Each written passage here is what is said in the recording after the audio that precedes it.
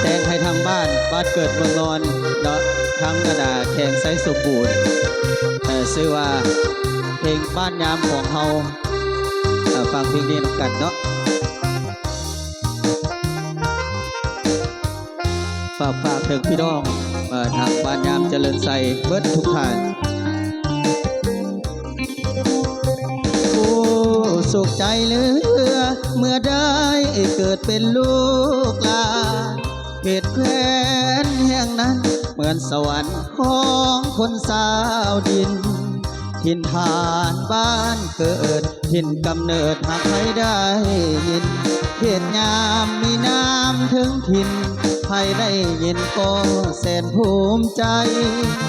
เมื่อข่าวเยาว์ไว้เคยได้หวานแหใส่หม้อล้อเลียบตามโค้งห้วยน้องแคมหน้าบ้านเฮาบัดนี้เติบใหญ่จากเจ้าไปด้วยใจสุดเหงายังบ่ลืมเจ้าเด้อนงเยาว์ผู้สาวเขตยามแห่งนี้โอ้นางนอนเคยย้อนประวัตินี้มาธรรมศาสตร์นั้นสวยงามตายามลมพัดมาสุดแสนซื่นใจภาษาพี่น้องปองดองด้วยความแจ่มใสเฮือนเหนือหรือว่าเฮือนใต้แสนสุขใจอบเอื้ออารี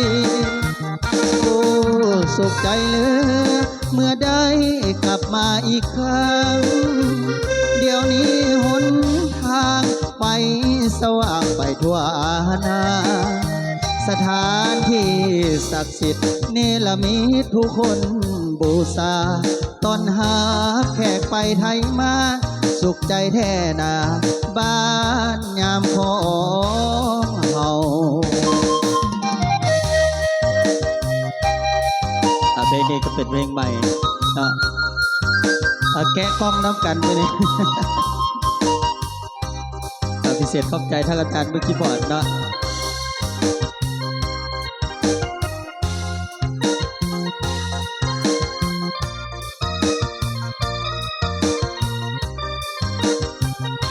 โอ้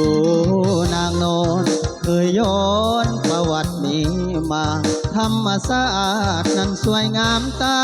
ยามลมพัดมาสุดแสนซื่นใจภาษาพี่น้องปองดองด้วยความแจ่มใส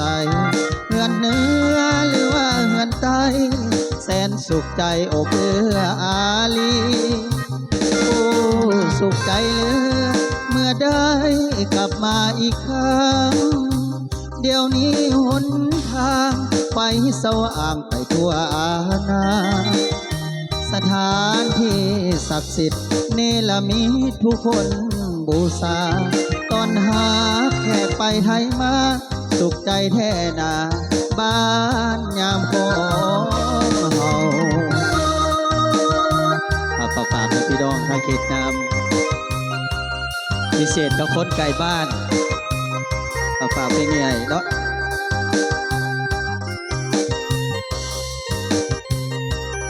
มันนี่เป็นการทดสอบมันนี่